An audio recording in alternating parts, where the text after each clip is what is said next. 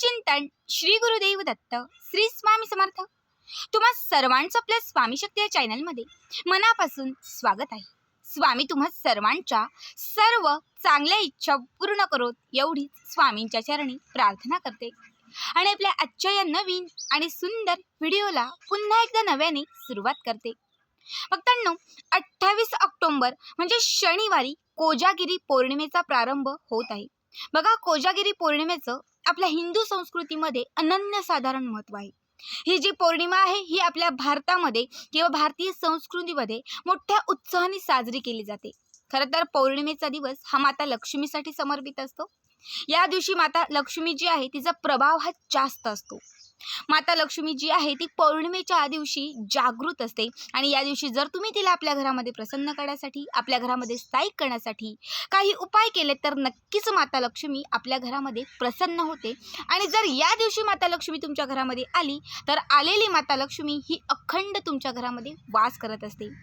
बघा, अत्यंत महत्त्वाचा दिवस आहे 28 तारीख, कारण या दिवशी कोजागिरी पौर्णिमा आहे। वर्षभरातून येणारी ही सगळ्यात मोठी पौर्णिमा समजली जाते। असंख्य लोक जे आहेत हे या दिवशी माता लक्ष्मीची सेवा करतात, या दिवशी दानधर्म करतात, वेगवेगळ्या उपायांना सुरुवात करतात, असंख्य सेवा करत असतात। कुठल्या सेवा किंवा काय हे मी तुम्हाला पुढे सांगणारच आहे। मात्र आत्ताच्या या व्हिडिओमध्ये मी तुम्हाला या परवाच्याच दिवशी असलेली ही कोजागिरी पौर्णिमेच्या अगोदर म्हणजे कोजागिरी पौर्णिमेची सुरुवात होण्या अगोदर आपल्याला आपल्या घरातील नकारात्मकतेचा नाश करायचा आहे। आपल्या घरामध्ये असलेले जे 18 विश्व दारिद्र्य आहे हे दारिद्र्य आपल्याला संपवायचं आहे। बघा, जर घरामध्ये कुठलीही बाधा असेल, इडापिडा असेल, कुठल्याही प्रकारची वाईट शक्ती असेल तर अशा घरात माता लक्ष्मी कधीच वास करत नाही। आणि कोजागिरीला जर तुम्ही माता लक्ष्मीला आपल्या घरामध्ये प्रसन्न करण्यासाठी काही उपाय करणार असाल, माता लक्ष्मीला आपल्या घरामध्ये आणण्यासाठी, तिला आपल्या घराकडे खेचून घेण्यासाठी जर तुम्ही काही उपाय करणार असाल तर सगळ्यात आधी तुम्हाला तुमच्या घरातील नकारात्मकता, तुमच्या घरातील वाईट शक्ती, तुमच्या घरामध्ये असलेली कुठलीही बाधा हे संपवणं अत्यंत महत्त्वाचं आहे। ठीक आहे, सगळ्यात आधी मी तुम्हाला सांगते की तुम्हाला कोजागिरी पौर्णिमेच्या अगोदर म्हणजे उद्याच्याच दिवसात, उद्याचा एकच दिवस तुमच्याकडे आहे, या एका दिवसामध्ये तुम्हाला तुमच्या घरातून या काही वस्तू बाहेर काढायच्या आहेत किंवा काही वस्तू फेकून द्यायच्या आहेत। ज्या गोष्टी फेकून दिल्याने या गोष्टींसोबत तुमच्या घरातील नकारात्मकताही निघून जाईल, तुमच्या घरातील वाईट शक्तीही निघून जाईल, तुमच्या घरात असलेली जी कुठली बाधा असेल ही बाधा देखील नष्ट होईल। आता त्या कुठल्या गोष्टी आहेत हे सगळं काही मी तुम्हाला सांगणार आहे, त्यासाठी व्हिडिओ शेवटपर्यंत पहा आणि जे चॅनलवरती नवीन असतील त्यांनी लगेचच आपल्या चॅनलला सबस्क्राईब करा, कारण तुम्ही आपल्या चॅनल सबस्क्राईब केल्यामुळे मी पुढचे जे व्हिडिओ बनवेन ते सर्वात आधी तुम्हा सर्वांपर्यंत पोहोचतील। बघा, तुम्हाला काय करायचं आहे, कोजागिरी पौर्णिमेच्या आधी म्हणजे आज नाही तर उद्याच्या दिवशी, कारण आज गुरुवार आहे, गुरुवारच्या दिवशी आपण आपल्या घरामधल्या कुठल्याच गोष्टी खरं तर फेकून द्यायच्या नसतात किंवा जास्त आपल्याला साफसफाईही करायची नसते, कारण तो गुरूंचा वार असतो आणि बळ स्ट्रॉंग जर करायचं असेल, गुरु जर टिकवून ठेवायचं असेल तर त्यासाठी आपल्याला गुरुवारचे काही नियम जे आहेत ते पाळायचे असतात। त्यामुळे या सगळ्या गोष्टी सांगते त्या तुम्हाला उद्याच्या म्हणजे शुक्रवारच्या दिवसात करायच्या आहेत। बघा, तुमच्या घरात कुठेही जळमट किंवा कुठल्याही प्रकारची घाण झाली असेल, त्याला आपण सुतेरी वगैरे असं म्हणतो, ती जर तुमच्या घरात कुठे झालेली असेल तर ती उद्याच्या दिवसात त्वरित काढून टाकायची आहे। जर तुमच्या घरात जळमट असतील, कुठल्याही प्रकारची तुमच्या घरामध्ये सुतेरी, जाळं असेल तर लक्षात ठेवा माता लक्ष्मी कधीच तुमच्या घरात प्रवेश करणार नाही। तुम्ही किती पण उपाय केले तरी पण ती तुमच्या घराकडे आकर्षित होणार नाही, कारण जळमट, जाळं ह्या सगळ्या गोष्टी ज्या आहेत ह्या अवलक्ष्मीसाठी असतात। अशा ठिकाणी फक्त अवलक्ष्मी वास करत असते आणि जिथे अवलक्ष्मी असते, जिथे अशा सगळ्या घाण गोष्टी असतात तिथे माता लक्ष्मी कधीच स्थायिक नसते। माता लक्ष्मी जी आहे तिला सर्वात प्रिय असणारी गोष्ट म्हणजे स्वच्छता आहे, त्यामुळे तुम्हाला उद्याच्या दिवसात पूर्ण घर स्वच्छ करायचं आहे, जाळं जळमट काढायचे आहेत। दुसरी गोष्ट म्हणजे जर तुमच्या घरामध्ये कुठल्याही प्रकारचे फाटलेले, तुटलेले कपडे असतील बऱ्याच वेळा आपण फाटके तुटके कपडे असेच ठेवून देतो किंवा कोणाला तरी देईन किंवा जपून ठेवत असो, तर लक्षात ठेवा या फाटक्या तुटक्या कपड्यांसोबतच तुमच्या घरात तुम्ही नकारात्मकतेला, तुमच्या घरामध्ये दारिद्र्याला तुम्ही आमंत्रण करत आहात आणि जे दारिद्र्य तुमच्या घरात आहे या कपड्यांमुळे किंवा अशा फाटक्या तुटक्या गोष्टींमुळे, तर ते दारिद्र्य तुम्ही सांभाळत आहात। ठीक आहे, जर तुमच्या घरामध्ये असे कुठलेही फाटके तुटके कपडे असतील तर अजिबात वेळ न घालवता उद्याच्या दिवसात ते कपडे काढून टाका, कुणालाही दान करा, कुणाला देऊन टाका किंवा घराच्या बाहेर ते कपडे फेकून द्या, कारण ही जी गोष्ट आहे ही घरामध्ये भयंकर नकारात्मकता आणते।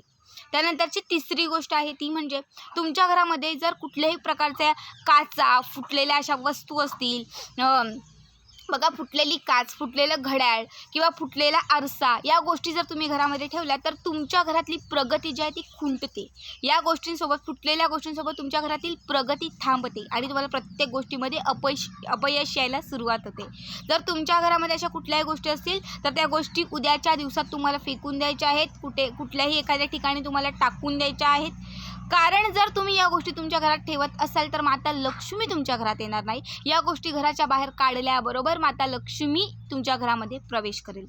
ठीक आहे. त्याच्यानंतरची गोष्ट आहे ती म्हणजे तुमच्या घरात जर कुठल्याही प्रकारची उपकरण, म्हणजे तुमच्या घरामध्ये कुठल्याही प्रकारचे शस्त्र असेल किंवा उपकरण असेल जी बंद झालेली आहेत, उदाहरणार्थ तुमच्या घरामध्ये एखादी इस्त्री आहे, अनेक वर्षांपासून ती बंद झालेली आहे, एकतर ती दुरुस्त करून आणा किंवा ती एखाद्या भंगारवाल्याला किंवा तुम्ही कोणालाही देऊन टाका, चालेल. त्याचबरोबर कुठल्याही प्रकारची एखादी मशीन असेल, काहीही असेल जी बंद आहे, जी कधी चालूच होऊ शकत नाही, बंद पडलेली कुठलीही प्रकारची वस्तू घरात कधीच ठेवायची नसते. कारण ह्या ज्या वस्तू आहेत ह्या घरामध्ये खूप मोठ्या प्रमाणात नकारात्मकता शोषून घेतात. त्यामुळे या वस्तू जर तुमच्याकडे असेल तर त्याही तुम्हाला उद्याच्याच दिवसात घराच्या बाहेर काढून टाकायच्या आहेत.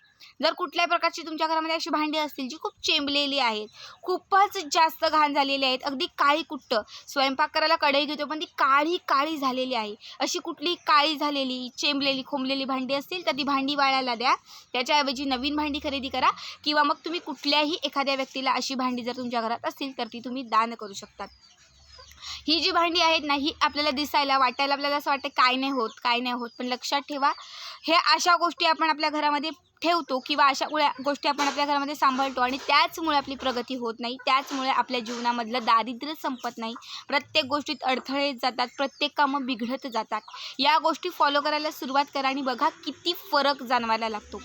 तर तुम्हाला तुमच्या घरातली फुटलेली तुटलेली भांडी, काचा, त्यानंतर कुठल्याही प्रकारचे जर तुमच्या घरामध्ये फटके तुटके कपडे असतील, ह्या सगळ्या तुम्हाला गोष्टी उद्याच्या दिवसात फेकून द्यायच्या आहेत. आता सगळ्यात महत्त्वाची अजून एक गोष्ट म्हणजे बऱ्याच वेळा आपल्याकडे 5-6 चपलींचे जोड असतात आणि तरीही तुटलेल्या चपल्या सांभाळून ठेवतो की उद्या परवा मी याला व्यवस्थित करेन किंवा कुठेतरी जायला यायला कामा येईल. जर कुठल्याही प्रकारची जर वस्तू तुमच्या घरामध्ये कुठल्याही प्रकारची जर चप्पल तुटलेली असेल तर ही तुटलेली चप्पल तुमच्या घरात मोठ्या प्रमाणात नकारात्मकता खेचून आणते. तुमच्या घरामधील जी काही बरकत येणार असते ती ही बरकत संपून टाकते आणि तुमच्या घरामध्ये दारिद्र्य आणते. लक्षात ठेवा, तुटलेली चप्पल कधीच घरात ठेवायची नाही.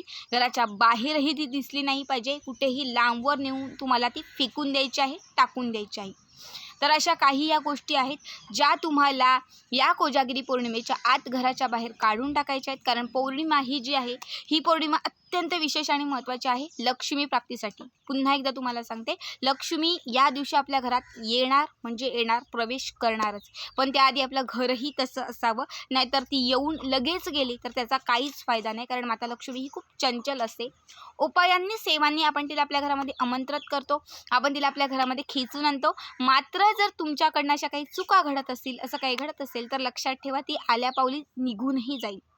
त्यामुळे तिला स्थिर करणं अत्यंत महत्त्वाचं आहे आणि जर तुम्ही या काही गोष्टी फॉलो केल्या तर नक्कीच माता लक्ष्मी तुमच्या घरात येईलही आणि ती तुमच्या घरात स्थिरही होईल.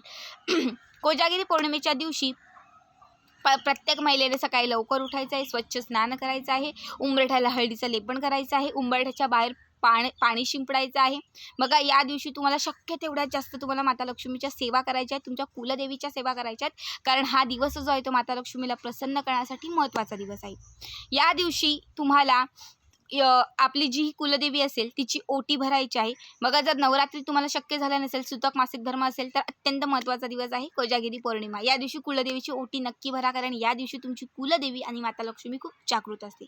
अशा काही गोष्टी, काही नियम तुम्ही पाळले तर नक्कीच तुमच्या जीवनामध्ये सकारात्मकता येईल, तुमच्या जीवनामध्ये बरकत येईल, तुमच्या घरामध्ये बरकत येईल, प्रत्येक गोष्टीमध्ये तुम्हाला यश मिळायला लागेल आणि घरात असलेलं जे 18 विश्व दारिद्र्य आहे याचा नाश होईल. तर आजचा हा व्हिडिओ कसा वाटला नक्की कळवा आणि असेच पुढचे व्हिडिओ पाहण्यासाठी चॅनलला सबस्क्राईब करा. भेटूयात पुन्हा एकदा अशाच एका नवीन सुंदर आणि छान व्हिडिओमध्ये. तोपर्यंत सर्वांना धन्यवाद. श्री स्वामी समर्थ. जय जय स्वामी समर्थ.